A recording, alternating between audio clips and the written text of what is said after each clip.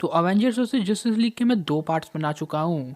जहाँ पे पहले में हमने बात की ओरिजिनल सिक्स की, तो दूसरे में हमने बात की रिमेनिंग सुपर हीरोज की। लेकिन यहाँ पे हम बात करने वाले हैं एमसीयू और डीसीयू के all plus comparable super heroes की। तो अवेंजर्स वर्सेस जस्टिस लीग का टॉपिक बहुत ज़्यादा पुराना प्लस कॉम्प्लिकेटेड है, तो इसीलिए आज के इस वीडियो में हम इसी टॉपिक के ऊपर से पर्दा हटाएंगे। यहाँ पे हम बात करने वाले हैं अवेंजर्स वर्सेस जस्टिस लीग के मूवीज कंपैरिजन की। इस वीडियो में अवेंजर्स और जस्टिस लीग के जो भी मेंबर्स हैं, हमने उनका कंपैरिजन इनके मूवीज में दिखाए गए फीट्स को एनालाइज करके किया है। यानी जिस सुपर हीरो का फीट सबसे ऑसम होगा वो इस कंपैरिजन में आगे होगा। यहाँ पे हम बात करने वाले हैं जस्टिस लीग के 8 के 8 मेंबर की। यानी हमें बिग स्क्रीन यानी डीसी एक्सपेंशन यूनिवर्स में जस्टिस लीग के जितने भी मेंबर दिखे हैं उन सबको मैंने इस वीडियो में ऐड किया है। और हम इन 8 कैरेक्टर का मार्वल सिनेमैटिक यूनिवर्स के उन कैरेक्टर के साथ कंपैरिजन करेंगे जो इनसे कंपैरेबल है। लेकिन वीडियो शुरू होने से पहले आप सब लोग अपना ओपिनियन कमेंट में पोस्ट कर दो कि आपके अकॉर्डिंग मूवीज वर्जन में इन दोनों टीम में सबसे ज्यादा पावरफुल कौन है। देन इस वीडियो को एंजॉय करो। तो मूवीज बेस्ड और मार्वल वर्सेस डीसी का शोडाउन है, तो ये शोडाउन भी हमेशा की तरह बहुत औसम होगा। इसलिए फटाफट से कैप्टन की शील्ड को थ्रो करके चैनल को सब्सक्राइब कर लो ताकि आप सुपर स्टूडियोज का एक सुपर मेंबर बन पाओ।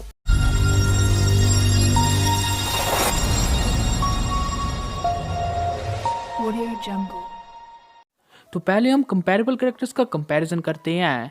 देन लास्ट में जिस टीम के पास ज्यादा पॉइंट्स होंगे वो टीम इस बैटल को जीतेगी।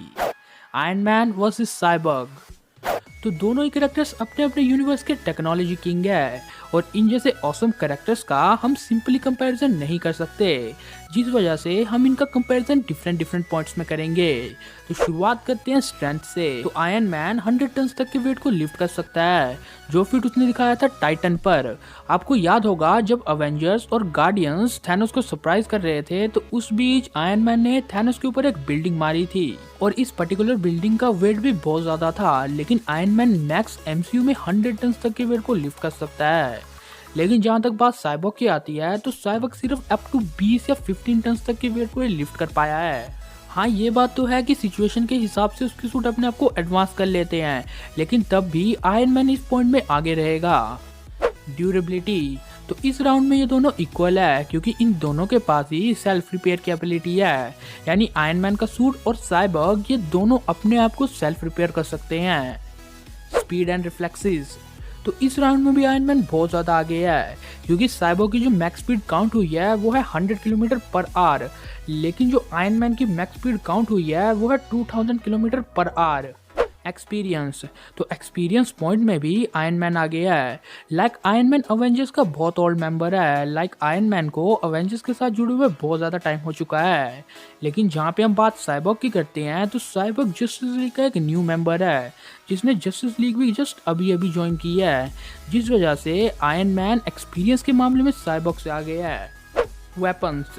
तो वेपन्स की बात आती है, तो आयरन मैन ने अपने बहुत से वेपन्स दिखाए हैं, फिर चाहे बात हो ब्लेड्स, कैमरा, मिसाइल्स, ग्रेनेड या मैनी मोर्स। आयरन मैन के हमने बहुत से वेपन्स देखे हैं, लेकिन साइबॉर्ग के हमने इस लेवल के वेपन्स नहीं देखे। लेकिन एक बात तो है कि साइबॉर्ग के सूट अपने आप को एडवांस कर सकते हैं अकॉर्डिंग टू सिचुएशन। लेकिन अगर वो अपने सूट को वेपनाइज कर सकते हैं, तो वो स्टेफन वुल्फ के साथ काम क्यों नहीं आया? इसीलिए ये पॉइंट भी आयरन मैन को जाएगा। तो अगर हम इनकी ओवरऑल फाइट को देखते हैं, तो मेरे अकॉर्डिंग आयरन मैन साइबॉर्ग को हरा देगा। अब इसका मेनली रीज़न यही है कि आयरन मैन का एक्सपीरियंस ज़्यादा है, क्योंकि हैकिंग की जहाँ पे बात आएगी तो ये दोनों ही टेक जीनियस है, ये एक दूसरे को कभी भी हैक कर सकते हैं। लेकिन देन मेनली डिपेंड यही करेगा कि किसका एक्सपीरियंस ज़्यादा है फाइट करने में, जिस वजह से मेरे अकॉर्डिंग एमसीयू का आयरन मैन डीसीयू के साइबॉर्ग के ऊपर भारी है। तो मार्वल ने पहले राउंड में बाजी मार ली है, अब बारी आती है सेकेंड राउंड की। Vision versus Martian Manhunter. तो बेसिकली इन दोनों कैरेक्टर्स को कंपेयर करने का मतलब यही है कि लगभग इन दोनों कैरेक्टर्स के पास सिमिलर पावर्स हैं। तो इनका कंपैरिजन शुरू करते हैं स्ट्रेंथ से। तो एमसीयू में विजन अराउंड 90 टन तक के वेट को लिफ्ट कर सकता है, लेकिन मार्शल मैनहंटर ने एक बार कॉमिक्स में 1/3 ऑफ द अर्थ के वेट को लिफ्ट किया था। अब यहाँ पे मैंने कॉमिक का रेफरेंस इसीलिए लिया क्योंकि मूवीज में हमें मार्शल मैनहंटर की कोई भी पर्टिकुलर फीट नहीं दिखाई गई है। लेकिन अगर हम इसके अकॉर्डिंग चलते हैं कि अगर Martian Manhunter 1/3 of the weight of earth को लिफ्ट कर सकता है, तो वो विजन से स्ट्रेंथ में बहुत ज्यादा आगे है। इसके ऊपर durability plus speed and reflexes के मामले में भी मार्शल मैनहंटर विजन से बहुत ज्यादा आगे है। मार्शल मैन हंटर के पास सचमुच बहुत ज़्यादा एबिलिटीज़ है जो आपको स्क्रीन पे भी दिख रही होंगी। इसके ऊपर अगर विजन के पास एंटी फेजिंग है तो मार्शल मैन हंटर के पास इनविजिबिलिटी है। प्लस कॉमिक में हमें कुछ पॉइंट में तो ऐसा भी लगा है कि मार्शल मैन हंटर सुपरमैन से भी ज़्यादा पावरफुल है। हाँ, इस बात में कोई डाउट नहीं कि विजन एक रोबोट है, जिस वजह से मार्शल मैन हंटर के magical attack like telepathy vision के ऊपर इफेक्ट नहीं करने वाले। लेकिन ओवरऑल विजन की स्ट्रेंथ, ड्यूरेबिलिटी, स्पीड, रिफ्लेक्सेस ये कुछ भी नहीं है मार्शल मैन हंटर के आगे। प्लस उसका एक्सपीरियंस भी ज़्यादा है, जिस वजह से मैं इस फाइट का क्लियरली विनर ठहराऊंगा मार्शल मैन हंटर को। अब देखो, जिन लोगों ने थोड़ी बहुत कॉमिक्स पढ़ी होंगी तो उन्हें पता ही होगा कि मार्शल मैन हंटर की मैक्स पावर किस लेवल तक है। तो इसी के साथ जो सेकंड राउंड है वो जाएगा डीसीयू को, फ्लैश वर्सेस क्विकसिल्वर। तो नो डाउट इन दोनों की फाइट का विनर क्लियरली फ्लैश होने वाला है। अब एमसीयू क्विकसिल्वर की मैक्स स्पीड है 4 मैक, लेकिन फ्लैश जस्टिस लीग में लाइट ऑफ स्पीड से भी ज़्यादा तेज ट्रैवल कर चुका है। यानी उसकी स्पीड उसे अलाउ करती है कि वो लाइट ऑफ स्पीड के बैरियर को तोड़ दे, जिस वजह से इस फाइट का क्लियरली विनर फ्लैश होने वाला है। यानी थर्ड राउंड भी जाएगा डीसीयू को, हल्क वर्सेस एक्वामैन। तो जहाँ तक बात स्ट्रेंथ की आएगी तो मूवीज के बेसिस में एक्वामैन हल्क से स्ट्रेंथ में बहुत ज़्यादा आगे है। लाइक मूवीज के बेसिस यानी एमसीयू में हल्क सिर्फ 100 टन तक के वेट को लिफ्ट कर सकता है, लेकिन इसके कंपैरिजन में एक्वामैन ने एक सबमरीन को लिफ्ट किया था। और अगर हम एक एवरेज सबमरीन का वेट कैलकुलेट करते हैं तो एक एवरेज सबमरीन का वेट होता है अराउंड 16,679 टन। अब इससे थोड़ा आगे भी हो सकता है, लेकिन अप्रोक्स इतना होता है, जो हल्क की स्ट्रेंथ से तो बहुत ज़्यादा आगे है। ड्यूरेबिलिटी एंड हीलिंग फैक्टर, तो इस स्पोर्ट में हल्क एक्वामैन को पीछे छोड़ देता है। लाइक इस बात में कोई डाउट नहीं कि एक्वामैन की ड्यूरेबिलिटी बहुत ज़्यादा है, क्योंकि एक्वामैन के ऊपर भी मिनी मिसाइल्स और ग्रेनेड प्लस बंदूकों का कोई असर नहीं होता। एक्वामैन को सिर्फ एटलांटिन वेपन से हर्ट किया जा सकता है, इसके अलावा ह्यूमन वेपन्स का उसके ऊपर कोई असर नहीं होता। लेकिन उसका कंपैरिजन हल्क के साथ है, और हल्क के पास रीजनरेटिव हीलिंग फैक्टर है, जो उसे अलाउ करता है सुपरमैसिव ड्यूरेबिलिटी प्लस कमाल का हीलिंग फैक्टर। यानी अगर हल्क को जरा सी भी चोट लगी हो तो वो अपने रीजनरेटिव हीलिंग फैक्टर से अपने बॉडी के किसी भी ऑर्गन को रीजनरेट कर सकता है, जो बात हल्क को इस राउंड में एक्वामैन से बहुत ज़्यादा आगे करती है। एंड जहाँ तक बात आएगी स्पीड की, तो स्पीड के मामले में हल्क मेनली डिपेंड करता है अपने जंप्स पे, और हल्क जंप्स कहाँ मार सकता है, ऑब्वियसली लैंड में। लेकिन एक्वामैन बहुत ज़्यादा तेज स्विम कर सकता है अंडर वाटर, जिस वजह से ये पॉइंट दो पार्ट में डिवाइड होगा। लाइक अगर हम अंडर वाटर बात करेंगे तो ये पॉइंट एक्वामैन को मिलेगा, लेकिन लैंड में ये पॉइंट हल्क को मिलेगा। एक्सपीरियंस, तो एक्सपीरियंस का भी सेम सीन है। लाइक हल्क के पास लैंड में लड़ने का ज़्यादा एक्सपीरियंस है तो एक्वामैन के पास वाटर में। और जहाँ तक वेपन्स की बात आएगी तो एक्वामैन के पास है ट्राइडेंट ऑफ एटलांट, लेकिन हल्क के पास है सबसे पावरफुल वेपन हल्क पैंट्स। तो बिना टाइम वेस्ट किए इनका कंपैरिजन करते हैं। तो हल्क के पास लैंड में लड़ने का ज़्यादा एक्सपीरियंस है, जिस वजह से आई थिंक वो लैंड में एक्वामैन को हरा सकता है, क्योंकि भले ही एक्वामैन स्ट्रॉन्ग हो, लेकिन हल्क के मुकाबले में उसकी ड्यूरेबिलिटी और हीलिंग फैक्टर कुछ नहीं है। यानी वो अपने वेपन यानी एक्वामैन अपने ट्राइडेंट की मदद से भी हल्क की बॉडी को पेनिट्रेट शायद ही कर पाए। प्लस हल्क ने अपने एक पंच से एक लेविएथन को ढेर कर दिया था। प्लस इसके ऊपर उसने चितोरी आर्मी का भी क्या ही हाल किया था। और एक्वामैन अपने mainly attack like controlling all creatures and sonic boom and ऐसे बहुत से अटैक का यूज नहीं कर पाएगा लैंड पे, जिस वजह से हल्क के लैंड में जीतने के चांसेस ज़्यादा हैं। लेकिन अंडर वाटर तो विनर एक्वामैन ही होगा। अब ये मत बोलना कि हल्क ने अंडर वाटर फेनिक्स वुल्फ को भी हराया था, लेकिन वो बात अलग है, क्योंकि इस बार उसका मुकाबला है the master of seven sea Aquaman के साथ। और एक्वामैन अंडर वाटर किसी भी क्रिएचर को कंट्रोल कर सकता है, यानी वो हल्क के खिलाफ कितने भी क्रिएचर्स का यूज़ कर सकता है उसे डिफेट करने में। तो ये बात एकदम साफ है कि अगर ये बैटल लैंड में होता है तो इस फाइट का विनर होने वाला है हल्क।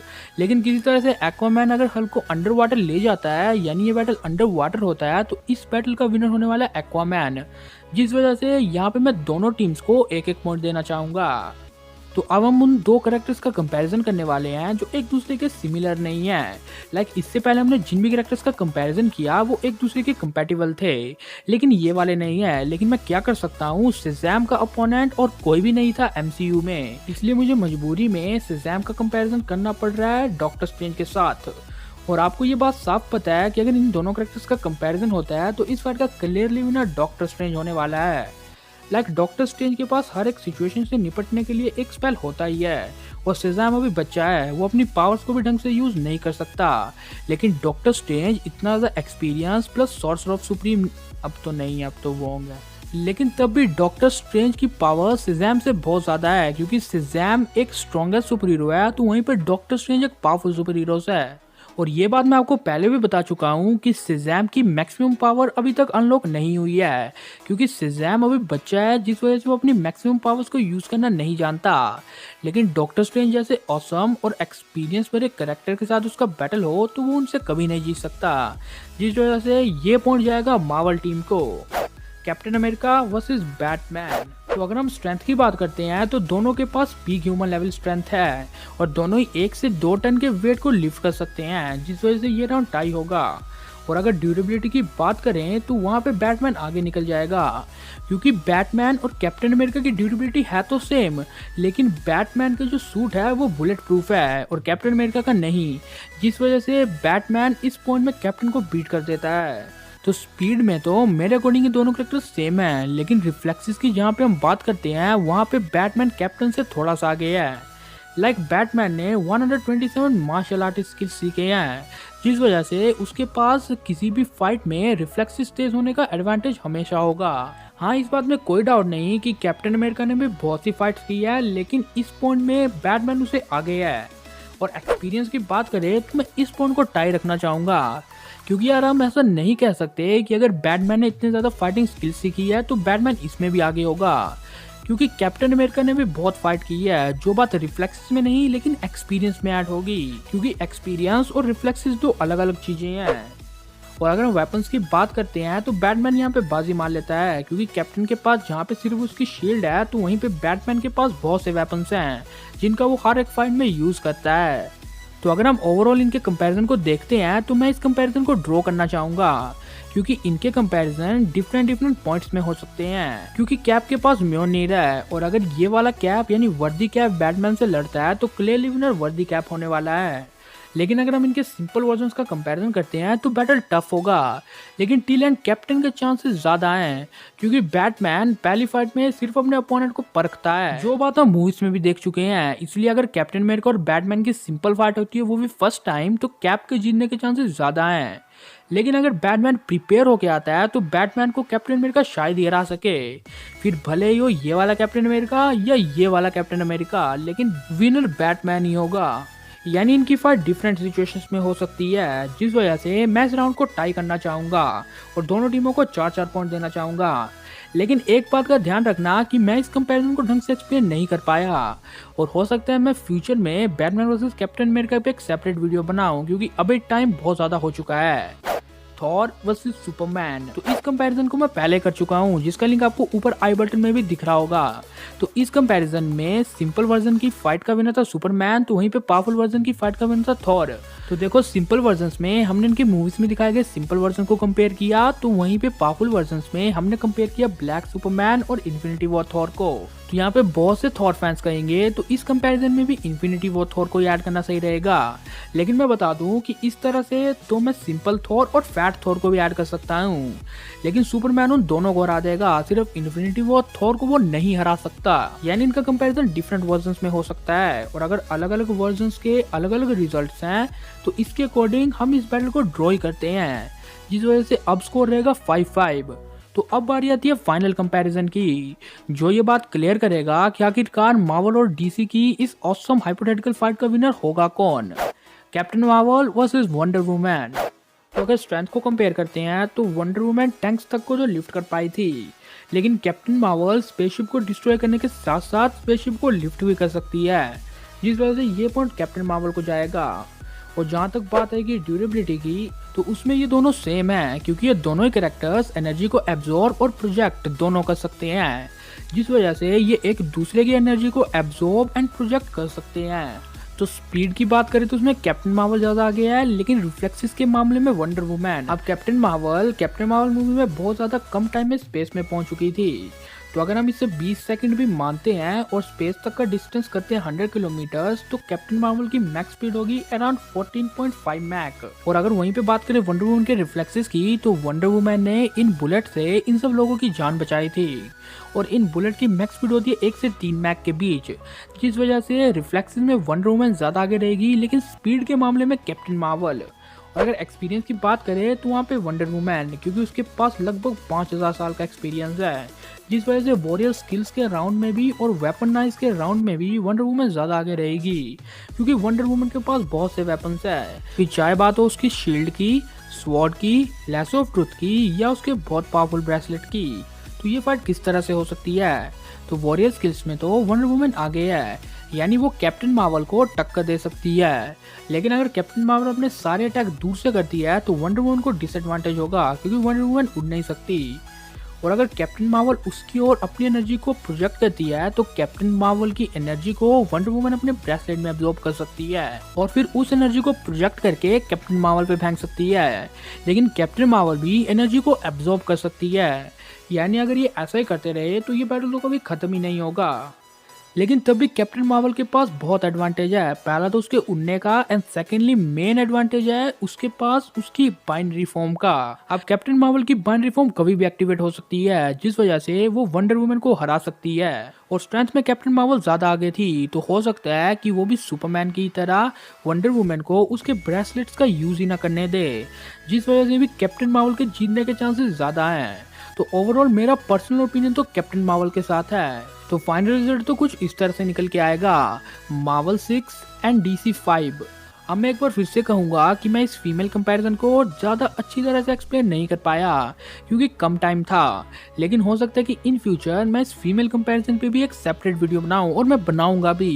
एंड उस वीडियो में आपको एक क्लियरली पता चल जाएगा कि कैप्टन मार्वल वंडर वुमन से ज़्यादा पावरफुल कैसे है। तो यस, अगर हम मूवीज़ के बेसिस में अवेंजर्स वर्सेस जस्टिस लीग का कंपैरिजन करते हैं तो उसमें अवेंजर्स आगे हैं, और ध्यान रखिए तो सिर्फ मूवीज की बात है। और हाँ, मैं कॉमिक्स के ऊपर भी इनका कंपैरिजन जल्दी लाने वाला हूँ। लेकिन आपको क्या लगता है? आप अपना ओपिनियन कमेंट में जरूर शेयर करना। लेकिन मेरे ओपिनियन के अकॉर्डिंग अवेंजर्स इस बैटल के विनर्स हैं। तो ये था कंप्लीट वीडियो जहाँ पे हमने अवेंजर्स वर्सेस जस्टिस लीग का कंपैरिजन किया।